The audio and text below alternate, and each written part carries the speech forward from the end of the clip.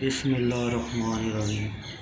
حضرت جنید بغدادی رحمۃ اللہ علیہ نبیوں کا کلام حضور حق کی اطلاع دیتا ہے اور صدیقوں کا کلام مشاہدے کی طرف اشارہ کرتا ہے، اور یا اللہ اسرار کے والی اور حاکم ہوتے ہیں۔ میرا شیخ میرے دل سے بخوبی واقف ہے اور وہ میری ظاہری و باطنی ہر حالت سے باخبر ہے۔ ان کا درجہ میرے درجے سے کہیں زیادہ بلند ہے۔ مجھے تمام مدارج صرف فاقہ کشی اور شب بیداری سے حاصل ہوئے ہیں۔ صوفی وہ ہے جو اللہ تعالیٰ اور رسول اللہ صلی اللہ علیہ وسلم کی اس طرح اطاعت کرے کہ ایک ہاتھ میں قرآن ہو اور دوسرے میں حدیث پاک ہو۔ میرے مرشد حضرت علی رضی اللہ تعالیٰ عنہ کے متابعین میں سے تھے، اور جب ان کی صفات کا تذکرہ کرتے تو لوگوں میں سماعت کی سقط باقی نہ رہتی۔ قدرت کا مشاہدہ کرنے والا سانس تک نہیں لے سکتا، اور عظمت کا مشاہدہ کرنے والا حیرت زدہ رہتا ہے، اور ہیبت کا مشاہدہ کرنے والا سانس لینے کو کفر تصور کرتا ہے۔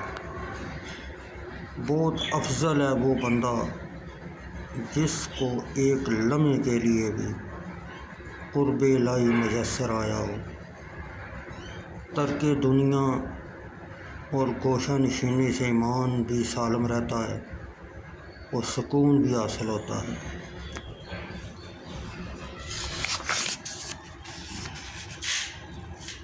بندہ جتنا اللہ تعالیٰ سے قریب ہوتا ہے، اللہ تعالیٰ بھی اتنا ہی اس کے قریب ہوتا ہے۔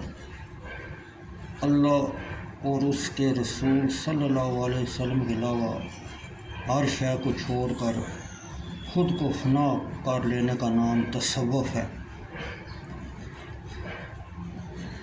اخلاص بندے اور رب کے درمیان ایک راز ہے جسے نہ تو فرشتہ جان سکتا ہے کہ لکھ لے، اور نہ شیطان کہ اسے خراب کر سکے، اور نہ خواہش نفس کہ اسے اپنی طرف مائل کر سکے۔ جب محبت کامل ہو جاتی ہے تو ادب کی شرط گر جاتی ہے۔ توبہ کے 3 معنی ہیں: ندامت، عزم ترک، ظلم و برے پن سے باز رہنا۔ توبہ یہ ہے کہ تو اپنے گناہوں کو فراموش کر کے نادم ہو جائے۔ جس نے خود کو دل سے پہچان لیا اس کی زبان بند ہوگی، کیونکہ مشاہدہ بیان کرنا حجاب و معلوم ہوتا ہے۔ جب عقل مندوں کی عقلیں توحید کی انتہا تک پہنچ جائیں تو ان کی انتہا حیرت پر ہوتی ہے۔ ایسی جگہ جہاں عیب کی گنجائش نہ ہو، عیب کی تردید بھی ایک قسم کا عیب ہے۔